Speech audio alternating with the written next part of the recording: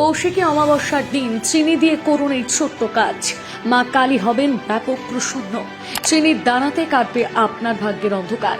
সুখ শান্তির সংজ্ঞা বদলে যাবে এদিন থেকে। একেবারে রাজরানী হয়ে ঘুরবেন। দেখুন এদিন কোন কাজগুলো করবেন। সামনেই আছে ভাদ্র মাস, আর ভাদ্র মাস মানেই হচ্ছে কৌশিকী অমাবস্যা।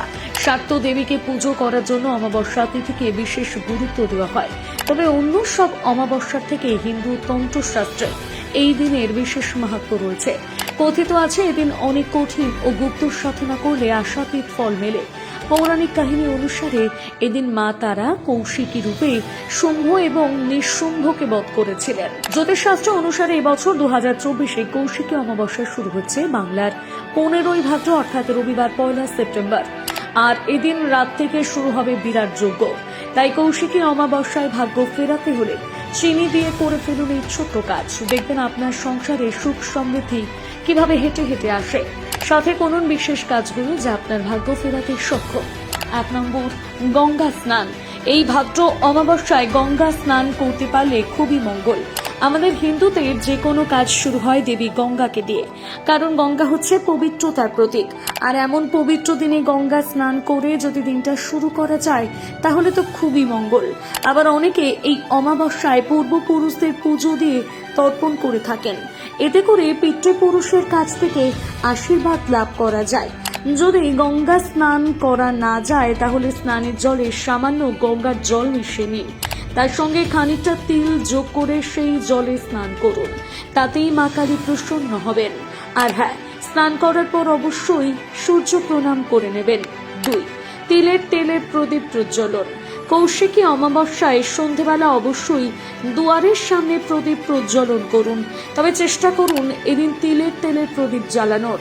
ওই তেল দিয়ে আপনাকে 2টো প্রদীপ জ্বালাতে হবে। এরপর সেই প্রদীপ বাড়ির সদর দরজার সামনে রেখে দিন। শাস্ত্রমতে এই কাজটি করলে আপনার সংসার থেকে সমস্ত অশুভ শক্তি কেটে যায়, এমনকি নেগেটিভ এনার্জি ধারে কাছে থাকে না।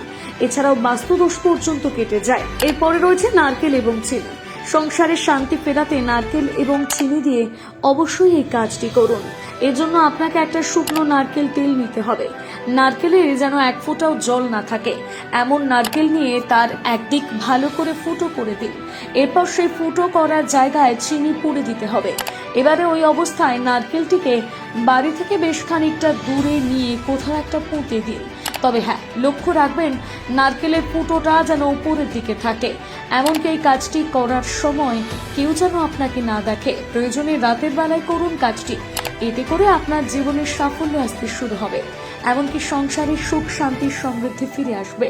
2, জীবন সমস্যায় জর্জরিত, পদে পদে বাধা আসছে, তাহলে ভাদ্র অমাবস্যায় করুন এই টোটকা। যাদের বাড়িতে কুয়ো রয়েছে তারাই করবেন এই কাজটি। সন্ধেবেলা কুয়োর কাছে 1 চামচ দুধ ঢেলে দিন, ব্যাস এতেই কাজ করবে। এছাড়া যাদের বাড়িতে কুয়ো নেই তারা একটি গর্ত করে সেখানে চামচ করে দুধ ঢালুন। দেখবেন পরের দিন থেকে আপনার জীবনের বাধা বিপত্তি কমে আসছে, এমনকি মানসিক দিক থেকে শান্তি পাচ্ছেন। 5 নম্বর, রক্ত লাল জবা। মা কালী তুষ্ট হন লাল জবাতে। তাই কৌশিকী অমাবস্যায় রাতে তারা মায়ের পায়ে লাল জবা এবং সিঁদুর নিবেদন করুন। এবং নিবেদন করার সময় আপনার মনস্কামনা জানাতে ভুলবেন না। এই কাজ করলে জীবনের সুদিন ফিরে আসবে।